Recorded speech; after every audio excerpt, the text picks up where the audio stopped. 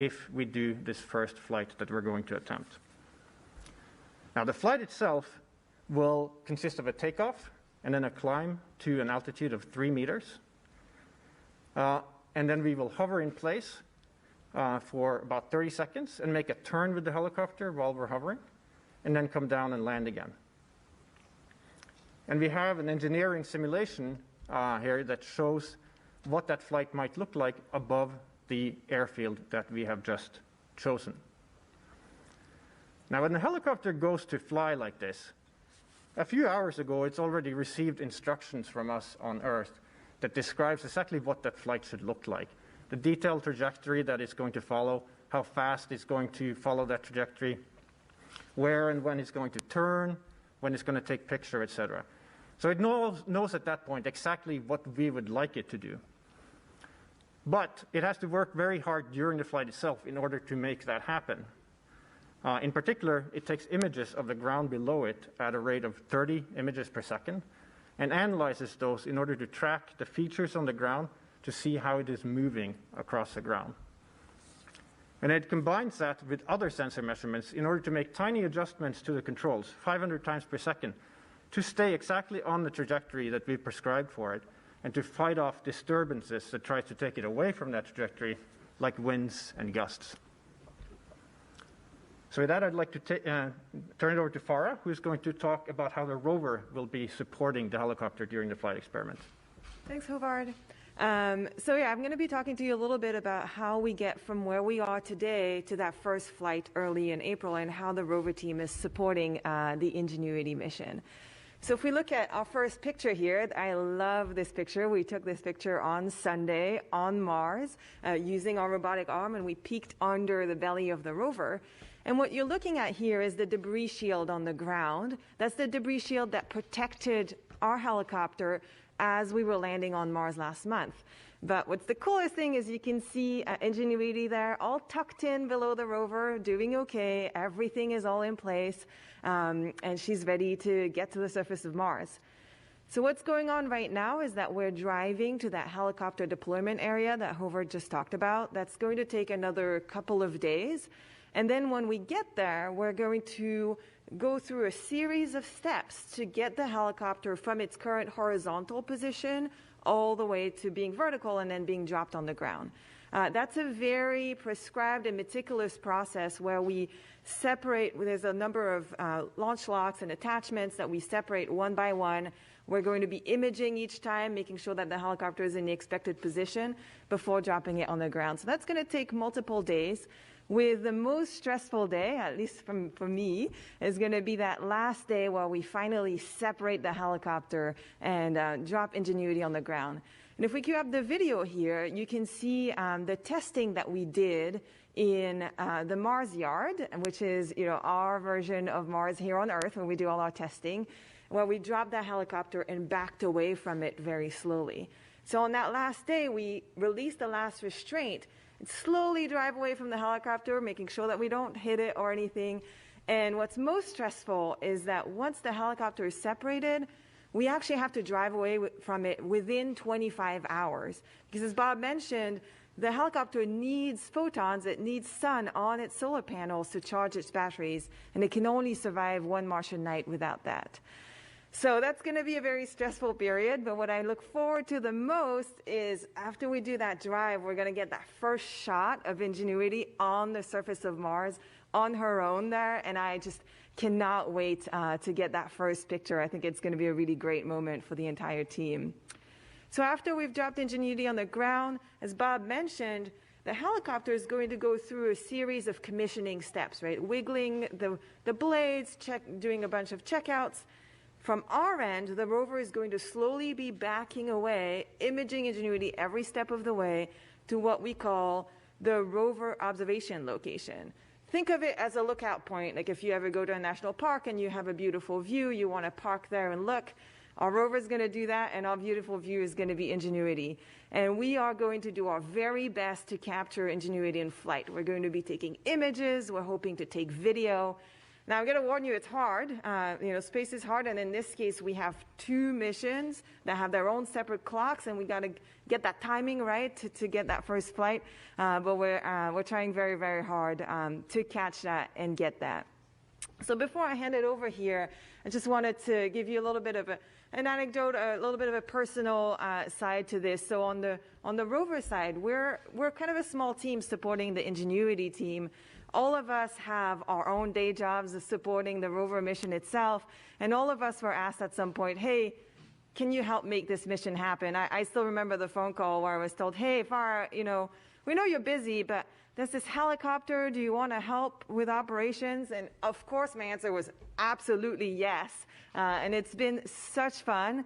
Hovard and Bob, it's been an honor for our team to be able to support you and your team and to be part of this historic event. I really appreciate you taking us on your journey, and I just cannot wait to spend the next 40 or so days with you here, getting Ingenuity on the ground and supporting you on that first flight. So. Thank you, Farah, and the entire Mars 2020 Perseverance team for being so helpful and giving us those precious month on Mars for us to do our engineering experiment. Thank you so much. Absolutely. It's been a great collaboration. And so with that, I'll hand it over to Bobby, who's going to tell you a little bit more about the team and wrap things up. Well, thank you. Appreciate that. Before I get started, I just wanted to say a little bit about my former community in Boulder. I've been at JPL for about a year now, and prior to that, I had the privilege of serving as the Dean of Engineering at the University of Colorado Boulder. And I just want to say that, from all of us here, that our hearts go out to that community today. Boulder's a special place for many reasons, one of which is the connection to aerospace and space exploration. In fact, JPL has many partners in Boulder and across Colorado. And so to my former students, the faculty and staff that I worked with every day, and the whole Boulder community, I just want to say that we stand with you and know that you'll get through this. Thank you.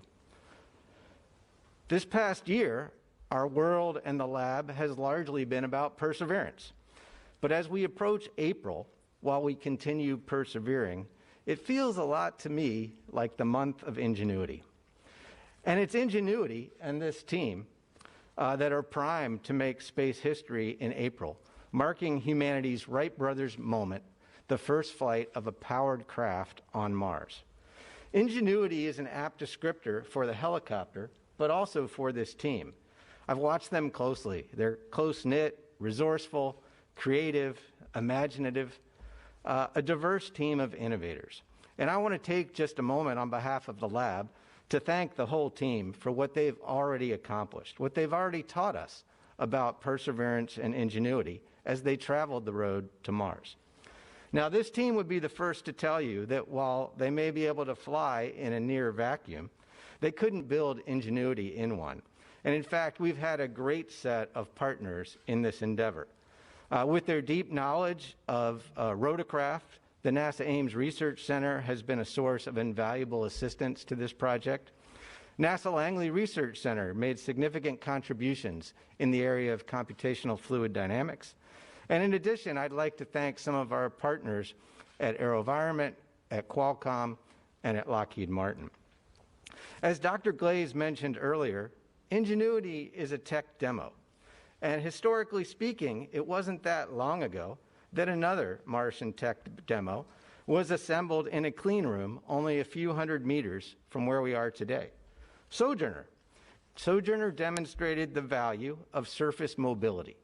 And that tech demo mission was followed by the great scientific discoveries of Spirit, Opportunity, and Curiosity. Now, we've now added the name of Perseverance to that impressive list, a series of increasingly sophisticated science emissaries that have advanced our knowledge of Mars and taught us a little bit more about our home planet Earth. They've brought Mars home to all of us. And to think, it all started with a tech demo. In this same spirit, I can only imagine where we may be a decade or so from now. If we can scout and scientifically survey Mars from the air with its thin atmosphere, we can certainly do the same in a number of other destinations across the solar system, like Titan or Venus. We can provide higher resolution measurements, perhaps from orbit, fly farther, perhaps, than a rover could traverse, or access sites that are difficult to reach by these other means. The future of powered flight in space exploration is solid and strong. Now, I'd like to take a moment to talk about the location that Perseverance is headed towards, and from which it will watch over Ingenuity's historic flight.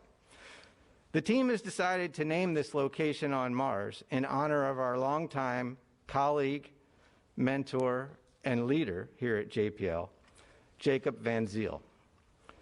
Jacob passed away unexpectedly in August of 2020, about a month after the Perseverance launch. He joined JPL in 1986 and served crucial roles over a 33-year career that touched nearly all aspects of the science operations that we conduct at JPL. From ushering in the use of synthetic aperture radars for Earth science, to leading the teams responsible for making breakthrough discoveries in the cosmos, Jacob was a Renaissance man. He seemed to do it all. He contributed to the success of the Spitzer and Kepler space telescopes, to Juno's mission to Jupiter, to the Dawn mission to the asteroids, Cassini to Saturn, and InSight Mars lander. Jacob was also a pioneer and an innovator himself, who helped develop the Marco mission, which were the world's first interplanetary small spacecraft, which flew as a tech companion along with the InSight lander. When Ingenuity was conceived here at JPL, it was Jacob who pushed this team forward. A native of Namibia, Jacob came to America in 1982 as a graduate student at Caltech, where he earned a master's and PhD in electrical engineering, and he began to work at JPL immediately thereafter. He was passionate about sharing the excitement of space exploration with the people of Namibia, across Africa, and across the globe. With his wife, Calfee, he returned again and again to his homeland to conduct STEM outreach on behalf of the space program. Now, Jacob was a dear friend, a mentor, and a devoted teammate to me and to all of us across JPL. It remains hard for many of us to imagine our community without his light and smile. Ingenuity was one of Jacob's final projects at JPL, and it would not exist today without his leadership, dedication, and patience. He was the guiding force watching over this team, his team, and he would have been so proud to see the product of this team's hard work. On behalf of all of us at NASA, at Caltech, and at JPL, and in particular on behalf of the Perseverance and Ingenuity teams, it's my honor to announce that today we are recognizing Jacob's sustained and significant contributions to space science by naming the location on Mars from which Perseverance will look over Ingenuity's historic flight as the Van Zyl Overlook. May he continue to watch over this team, and may his memory continue to guide us, encourage us to be bolder and dare mighty things. Thank you, Raquel. Back to you. Thank you for that beautiful tribute, Bobby. And we are now ready to take media questions. Remember to press star 1 to get put in the queue, and please direct your questions to one of our panelists. We're also taking questions through the Mars helicopter hashtag. To start off on the phone lines is Marcia Dunn from the Associated Press. Yes, hi. Good afternoon. Two quick questions. Could I have a little bit of a timeline in April as to when you think you'll be meeting your milestones, and what target date at this point, no earlier than date, do you think the first flight might occur? And the fabric sample from the Wright Flyer, could you tell me how large of a piece of sample that is that flew on Ingenuity? Thank you. You take that, Bob? Yes, so let me take that. So our current best estimate of when that flight could happen is no earlier than about April 8th. But things are fluid. As I mentioned, we are very event and experiment driven, so that could be changed by a few days in either direction. But that's the best guess that we have right now is April 8th. The piece of fabric is about the size of a postage stamp. And so it's really a small little element that's been sealed and wrapped in appropriately, and it's been attached to a small cable on the underside of the solar panel. And it's called Pride of the West. That's the kind of fabric that was used on the original flyer. And it's like, that's what's there on Ingenuity right now.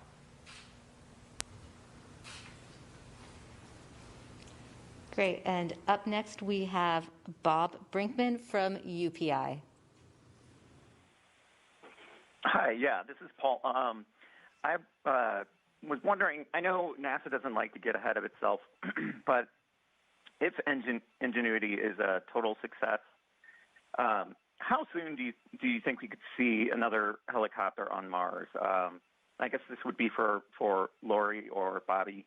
I mean, I'm wondering if NASA would seek to add a new mission for that, or is it possible that the sample return mission could add an aircraft? Thanks. I can take that one if you like, to at least start, and then maybe Bobby might want to expand. But from the NASA perspective, I think this is going to be really, like I said, an enabling capability that we're going to demonstrate, hopefully with the flights over the next several weeks. As far as identifying a specific opportunity in the near future, what we like to do within NASA is to provide competitive opportunities to our community. And so we do offer those on a periodic basis, and would hope that the community will see this as a great opportunity to start thinking about aerial platforms as a potential way to really expand our Mars exploration. So that's the most likely pathway in the immediate future.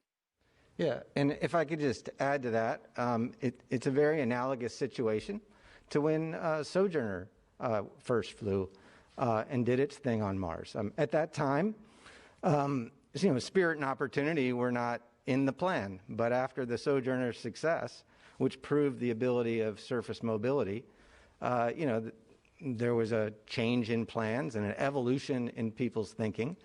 And it's quite possible that we could have a similar evolution here, where future autonomous aerial systems could come into play. Thank you for your answers. Up next, we have Mike Wall from space.com. Thank you all for doing this. Just a quick question. Is that 31-day kind of mission length for Ingenuity, is that a hard deadline, or is there a world that where you could see Ingenuity operating beyond that? And if it performs really well on those initial flights, actually doing some work for Perseverance, helping it scout and so forth? Thanks. Bobby, would you like to take that? Yeah, I'll take that. It's the month of Ingenuity, right? And we're very confident that we can conduct our technology demonstration and meet all of its objectives in that month. We also have a science mission to conduct, a very important science mission that's going to gather the samples that will eventually come back to Earth as part of the Mars Sample Return campaign.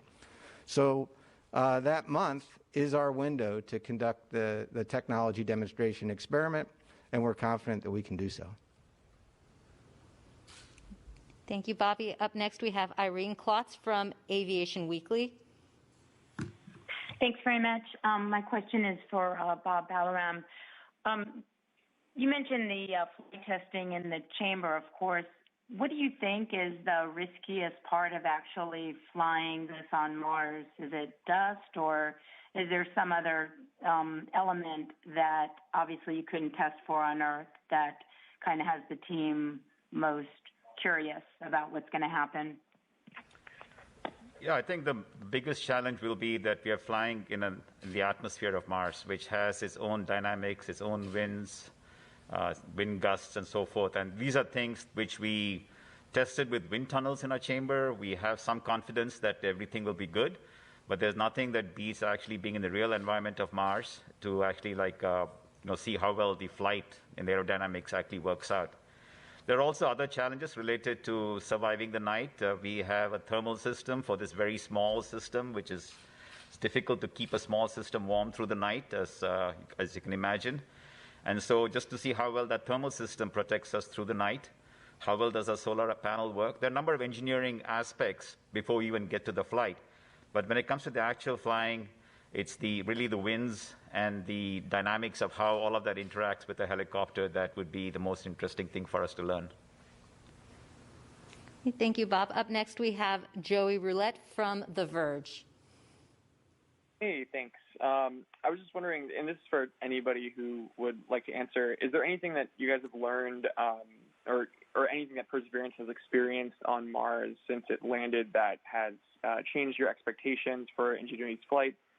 And also, is there anything that would prevent Ingenuity or save Ingenuity from blowing over if there's a gust of wind or something once Perseverance backs away from it? Thanks. I can take that. So we are learning more and more about the specific winds and atmosphere and temperatures and how dusty the place is, how much. So we're getting a lot of information that is helping us finalize our plans. But there is really no concern in the sense of anything blowing over. The forces are really quite small in terms of having the helicopter topple over when it's on the ground. So really all the challenges are related to aerial flight, and we will get more information all the way up to the day of the flight. We have a weather forecast team that is telling us every day what the winds will look like as to the best estimate and the best knowledge. We will know what the solar power looks like during a commissioning phase. So we'll be fully prepped up for that first day of flight, and right now things are looking fairly reasonable. There's nothing that stands out as a unique challenge or a unique hazard in anything. Thank you. And up next on the phone lines is Issam Ahmed from AFP. Yeah, hi. Thanks for taking my question. My question was about that most perilous phase, which Farah Ali Bey described. What might happen? Could you just dig into that a bit more about what the issues are and what might happen if Ingenuity doesn't get the charge it requires? Does it just die then? Is it irretrievable? Yeah, sure. So that last sort of stressful phase that I was talking about is the deployment of Ingenuity to the ground. So think of it as Ingenuity is vertical below the rover, and we separate its last connection to the rover, and that's the connection that gives it energy, that keeps it warm overnight. So that timeline that I talked about is 25 hours in terms of how long our batteries will last from our models without getting any sunlight on the helicopter. So from the rover point of view, that's a reasonable timeline. We're not talking about, we just have to drive 5 meters. It's something that we do every day on Mars right now. But still, we are giving ourselves as many shots as we can to get that drive off because it has such huge implications on the helicopter. So what we're doing is that we're dropping the helicopter on the ground. We're actually going to have ground in the loop. Us humans here are going to be able to interact and see what happened with that drop, and then we'll command a drive away from that helicopter. If that drive doesn't happen on that day, we as a team will have overnight to debug and to figure out what happened and drive off the next morning, and Ingenuity will still be okay. We have a great team of engineers, and I'm sure that whatever Mars throws at us, we'll be able to deal with it. And we sure have practiced a lot for that day to make sure that we get Ingenuity safe on the ground. Thank you. I can add a little bit to that. As long as they do get off eventually during the next day, we have a pretty good chance of charging up a battery. It may not be a full day of charge, but it'll be partial. So if there's any delay over and beyond 25 hours, it's not necessarily that, but that's what the team is making sure that we don't get shaded under the rover for that longer time. But if they can get off the next day, even if it's a little bit late, we should be okay. Thank you for your answers. And we have social media questions coming in as well. On YouTube from Gaming Nerd 353 asks, how high do you think it will go up in Mars' atmosphere? And if it works, how will it help in future missions to Mars? Howard? Yeah, so the first flight that we're going to do that I talked about earlier, we're going to go 3 meters high. And then our nominal flight height for the remaining flights is 5 meters above the ground. So that's mostly where we're going to be. Now, as far as the potential that this has for future exploration, you can kind of think of it as, we use drones and helicopters here on Earth for all sorts of things that they're more suitable for than land-based vehicles, right? So you can just imagine being able to have that same capability on Mars, flying around on Mars. And that could be for reconnaissance purposes, taking pictures to scout out areas, potential science targets for future rovers or even future astronauts on Mars. Or it could be carrying its own science instruments into areas where you can't get with a land-based vehicle. So that's the kind of potential that this technology could have for the future. And Håvard, for our American audiences, could you convert the meters too, please? Yeah, so it's about 15 feet is the height of the most of the flights. Great, thank you. And up next on the phone lines is Robert Hotz with the Wall Street Journal. Hi, can you hear me all right? Yes, we can.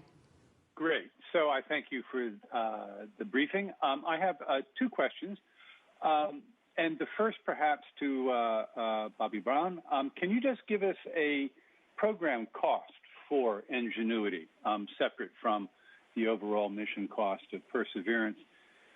Number one. Number two, and as a subset of that, can you give us any idea about the development cost of these remarkable helicopter blades that you all have developed to handle the very thin Martian atmosphere? So number one, the cost question. And then number two, is there any technology transfer or relationship in an engineering sense between the development of the rotorcraft for Mars and the development of the rotorcraft or hovercraft that's being prepared for the Dragonfly mission to Titan? Thank you. Mm-hmm. So, yeah, I'll take the first question, and then I'll turn the rest over, I think, to Bob. But the program cost for Ingenuity was on the order of $80 million, and that's separate from the Perseverance cost itself. Bob, do you want to talk about the blades and their design? It's a little bit difficult to separate out, a particular element because this design was done in a very integrated, holistic sense where a lot of engineering trades across multiple subsystems, power, blade design, fuselage design, thermals. So it's very difficult to isolate the cost. So I don't think there's an easy way for anybody to come up with an answer as to what the particular blade, technology work ended up costing. With regard to your second question about Dragonfly, so yes, we have been in conversations with them. They've been especially interested in getting some of our early thoughts on what kind of testing we did. After all, part of the invention here was not only to build Ingenuity, but to build a test program for a first-of-a-kind system. There are no, places to go to sort of look up what should you test next. So they have, some of the engineers have been in consultation with us as to what kind of testing would make sense. So we have given them some of our inputs. And so that's the nature of the interaction at this point. And I'm sure as their program matures and they go into other phases of their development, there will be folks on the Ingenuity team who will be able to offer help and guidance to the extent that we can. And we can also get Lori in here. Lori, would you like to answer some of the questions as well? And we can also get it repeated for you. Sure. No, I'll just expand a little bit on Bob's comment there. That I'm really glad to see, across NASA, we like to learn from each other, and we've got this great experience and expertise here from the Ingenuity team, and of course the Dragonfly team is just getting started on their development of working on the quadcopter, the large rotorcraft that they're planning to send to Titan. It's going to be really interesting to see how this kind of capability will scale up. Of course, there are similarities and differences between both of the different flight systems. And of course, the environments are very, very different. But I think, what we learn from this experiment will definitely feed forward, and really happy that we're, having this ability to take the information that we learn from one mission and move it on and take that to the next mission. Thank you, Lori. And we also have costs in the Ingenuity press kit that is available online as well. And up next on the phone line is Bill Harwood with CBS News. Yeah, hey, thank you. I think this is probably for Bob. Is the limit, the 5-meter maximum altitude, is that just based on general principle being safe, or is there anything to do with the nature of the Martian atmosphere that makes you not want to go higher? And a second question, real quick. You know, if the device flips over on its side or something during the landing, would it even be possible to use the rover and its robot arm to maybe come to the rescue and flip it back over, or would that just be all she wrote if something like that happens? Thanks. Yeah, let me ask Howard to comment on exactly on the height limitations, and then I'll get back to the flip over question.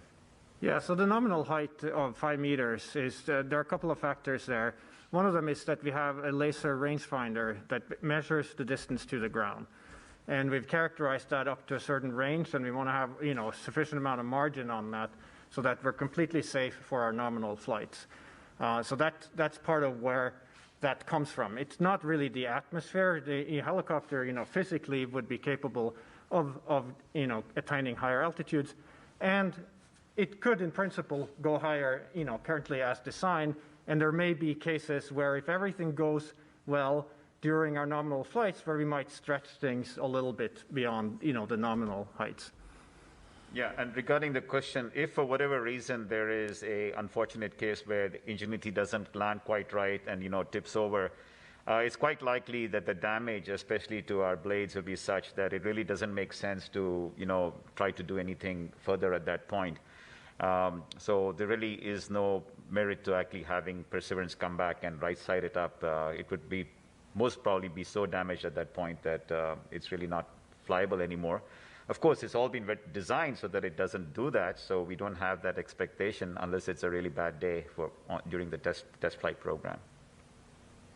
Great, thank you. And up next we have Leonard David from Inside Outer Space. Thanks very much. I think we touched a little bit on this, but maybe for Bobby, and thanks for being here in Boulder. I appreciate the nod to the community. The potential of kind of a device like this being used in an astronaut toolkit. I mean, what kind of range might be possible given a successful test of this demonstration? And then the other thing is, how long-lived is this vehicle, and is it conceivable that it could be used in the Mars Sample Return Program? Okay, that was to me.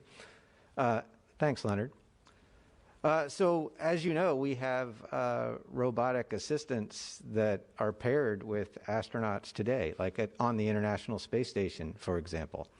And so there has been quite a bit of work done in, you know, how humans and robots could work together for exploration purposes. We've been pathfinding some of that on the International Space Station, but certainly as humans venture out at some point, you could imagine that occurring. I dropped the other part of your question. I apologize. How long-lived would the vehicle be, and is it conceivable, if everything is still operational on it, can it survive for years before the Mars Sample Return mission gets underway? Yeah. So I'm sorry. Yeah, let me address that. It's not conceivable. Let's just be straight about it. So, you know, Sojourner, by the way, lasted about, if I remember right, it lasted about a few months on Mars. It was a tech demo, right? And it did not have the long life that Spirit, Opportunity, Curiosity, and we believe Perseverance will have. And in much the same way, this is a tech demo. It's been sent to Mars to prove the capability, and we believe we can prove that capability. We can meet all the flight test objectives in the month of Ingenuity. So there's not really a need for that long life. It hasn't been designed for that purpose, and so there's really no way I could conceive that it could last through the harsh conditions on Mars for the length of time it would take to participate in some future mission. Okay, thanks so much. Thanks, Bobby. Lori, would you like to weigh in on this question as well? I think Bobby's done a really good job of answering both aspects of the questions. I'm not sure I have much to add, but as he said, it's not designed to last for very long. It's a technology demonstration. It's designed to last as long as we need to prove out this incredible capability. Right, thank you. And up next is a social media question. Akashan on Twitter asks, when can we expect to see some results, videos, or pics from the Ingenuity helicopter? Farah? So we'll be taking videos and images, as soon, every day, every step of the way. But obviously, videos and images are high volume, high bandwidth, to get down to Earth. So on the days when we're flying, for example, we're going to prioritize getting the helicopter data down first. And that's the most important. That's what tells us if we've been successful or not. And then behind that will come the images and videos. So for every major milestone, we're expecting probably within the day or two, depending on how our bandwidth looks, that we'll be getting those images and sharing them with the public. Everything is available on mars.nasa.gov/perseverance. Great, thank you. And up next we have Paul Gross from WDIV-TV in Detroit. Well, thank you very much for taking my question. I actually have two, and I'll ask them separately because they're different questions. First question is, what was the greatest engineering challenge in designing Ingenuity? Was it, for example, getting enough lift in the thin Martian atmosphere or maintaining enough power so it could even fly? I mean, what was the greatest engineering challenge? And then I'll have one more question. Yeah, I can take that. I think the biggest challenge was to control the mass, the total weight of this aircraft so that it would be as light as possible. The gravity on Mars helps a bit in terms of flying. It's about 40% of what you have here on Earth. But anything that gets heavy just won't be able to lift off in that thin atmosphere despite your best attempt at aerodynamics. So to keep a design where every part was carefully weighed and managed and constraints were put on the design process to make sure we didn't get a mass growth that would make flight not possible, that was the major challenge through the entire design process. And my second question, and I'm asking this because one of you alluded to this earlier, and I'm asking you this because I'm a meteorologist, but you mentioned about a weather forecast team providing you forecasts on Mars. Now, I know we get some weather data from Mars. I was not aware that you were trying to forecast the weather on Mars. Can you discuss that process and, how often are you getting briefings and just describe that whole part of the process? Yeah, let me discuss part of it, and then I can turn to Howard as a pilot of the Ingenuity to talk more. So we look to weather for two main reasons. One is we want to get some sense of how much energy we're going to use keeping things warm. Is it a breezy day on Mars? Is it a breezy night on Mars? So that allows us to forecast, what thermostat settings we need and how much power we're going to use to keep ourselves warm.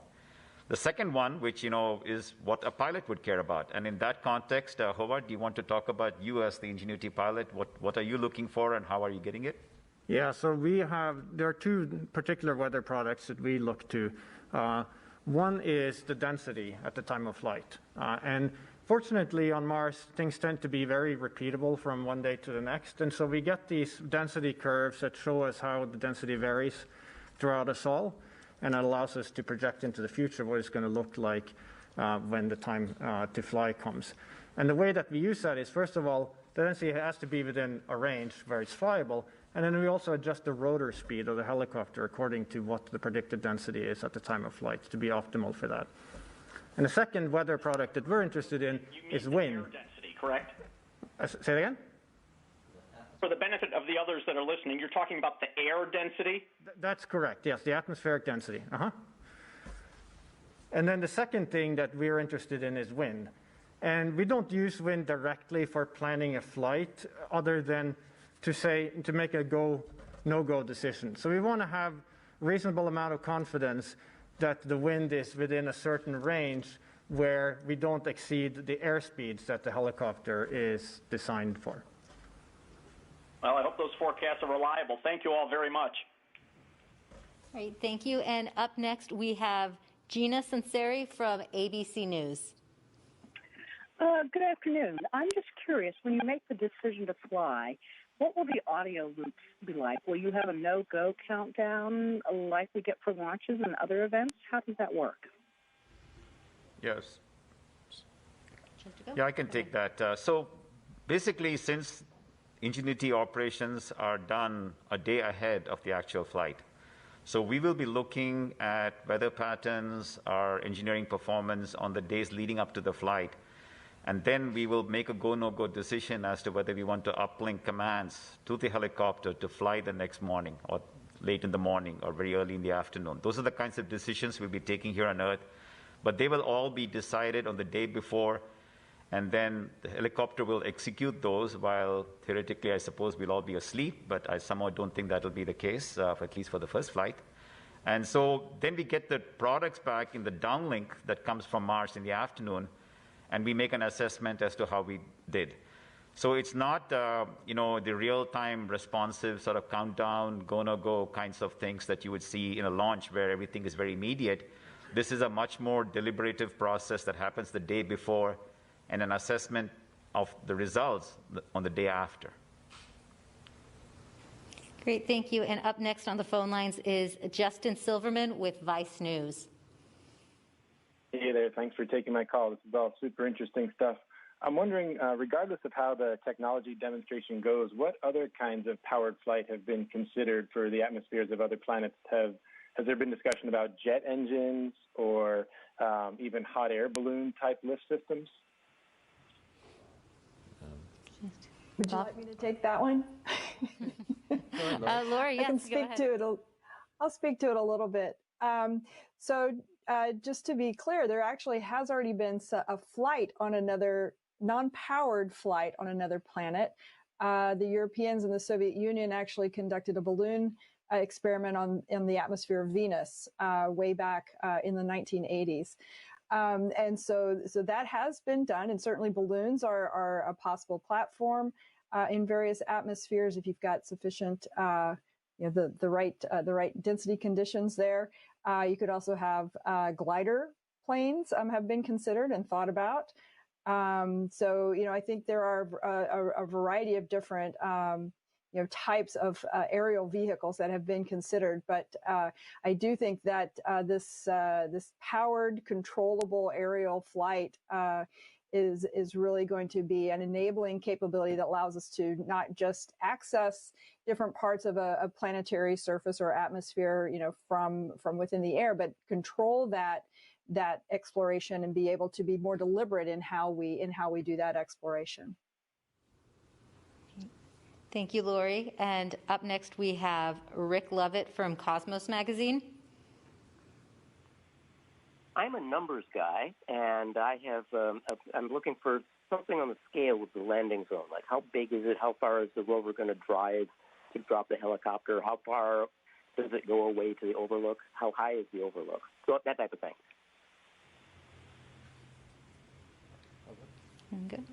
Okay. Yeah. So currently, we're looking at the Van Zyl overlook that was shown earlier, and that is, I believe, about 60 meters away from where the helicopter will get dropped off. So that's the distance that the rover will have to drive after it has dropped off the helicopter. That's about 200 feet away. Thank you. How big is the landing zone?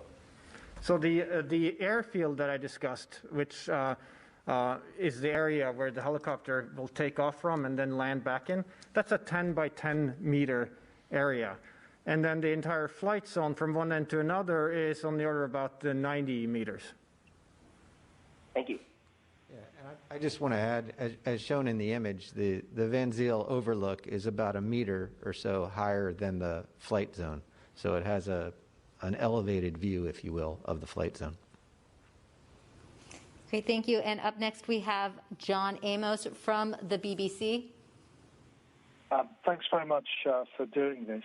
Can I just confirm, you've actually driven past the airfield, haven't you? You've gone east of the airfield, and now you're driving back. Is that correct? And also, that final flight, I think you're going to attempt 5. what is the likely profile of, assuming everything is successful, what is the likely profile of that fifth flight? Håvard, do you want to take that? Yeah, so it is correct that we drove past the airfield, and part of the reason we wanted to do that is we were able to get these really nice images that we looked at earlier, right from the corner of the airfield, that allowed us to actually measure centimeter-sized rocks and really map out what the potential hazards are in that area. And so now we will be driving back to that airfield to drop it off again. And let's see, the other part of the question, what was that again? Yeah, it was, I mean, you're going to do a sequence of flights, aren't you? I think up to a maximum of 5. I'm just kind of wondering what the most complex flight would look like. So we currently, the way that we're planning it right now is we have sort of a set of flights for the first 3 where we're focusing on demonstrating basic capability to hover, and then traversing and going slightly, longer distance where we go down the flight zone and back again. And then if we get past those, we will assess, did we meet all our objectives during those flights? Do we want to go back and retry some of those things? Or if everything goes really well, then we might try to stretch our capabilities beyond those basic capabilities. But we haven't planned that in detail at this point. We're going to play a little bit by ear and see how things go as we get into flying. So you could do something quite dramatic as your last flight because it wouldn't matter. I don't want to speculate here on what we'll do for that flight. We're going to see as we proceed. Yeah, I think I want to emphasize that this is an engineering experiment, and we will expect to learn from each of these flights, and that will inform the decisions we take for successive flights, whether it's retry attempts, whether it's stretch goals. Those are all things that come as part and parcel of doing a technology demonstration. And so we'll see where we are, tune in later and see where we are and follow us on a journey. And we'll keep you posted, both on the web and in other media outlets, to let you know as those plans evolve. That's right. Thank you. And up next on our phone lines is Leo Enright from Irish Television. Thanks very much, Gabrielle. I'm with Jonathan on going for one of those craters. I'm sure that's what he's thinking, and I definitely think that would be cool, east or west of the landing site. My question, though, is somebody on the team at a technical meeting I was at recently said that this vehicle has more computer power than all, as I remember, I don't have the notes in front of me, than all previous American interplanetary missions combined. Can somebody, is that right? That seems extraordinary. I can take that. So yes, so what we are comparing is the general purpose computers that are there on every spacecraft, which control how the spacecraft behaves, how it responds to commands, and so forth. So the particular computer that we are using here on Ingenuity is about 150 times faster than the one on Perseverance. And that's just a reflection of the fact that we are able to exploit in this technology demonstration some of the latest bleeding edge, cutting edge products that are out there in the commercial industry. The processor that we have is very comparable to what you have on your cell phone from a couple, 3 years ago. And that is something that we as a technology demonstration are able to take advantage of. And it's not designed for space, but we went through a process where we convinced ourselves that for this technology demonstration and our risks posture that we take with these kinds of demonstrations, it provides the computing which is necessary for a lot of the navigation and image processing functions that Håvard mentioned. So yes, if you actually add up all the computers all the way back that have flown out into the solar system and you sum it all up, we do dwarf it by a large 2 orders of magnitude, just because we are at that place in technology here on Earth, and we have those kinds of processes available. And do you rule out going for one of those lovely craters? Is that a question there? I think so. Could you repeat the question again, please? Sorry, I was just wondering, do you rule out going for one of those craters on your 5th flight? They look gorgeous. Yeah, so Havar? as was mentioned earlier, we're going to talk about the subsequent flights when we get there. We're focused here today on, that Wright brothers moment, frankly, getting powered, controlled flight, then adding mobility and adding other capabilities like any flight test program would put forward. And so that's the path that we're going to follow. Great. And we have a social media question up next. It is from Shelby on Facebook, who asks, what will Ingenuity sound like on Mars? Havard? So when we've done flight tests here in our 25-foot space simulator, we've had microphones inside the chamber. And what it sounds like is pretty much like a small airplane taking off. It's about the same RPM as you would hear if you're standing, next to an airstrip and listening to propeller airplanes. And so you can actually go online and see some videos of our flight tests, and you'll hear exactly what I'm talking about there. What it will sound like when you're standing, say where the rover is going to observe us at a distance.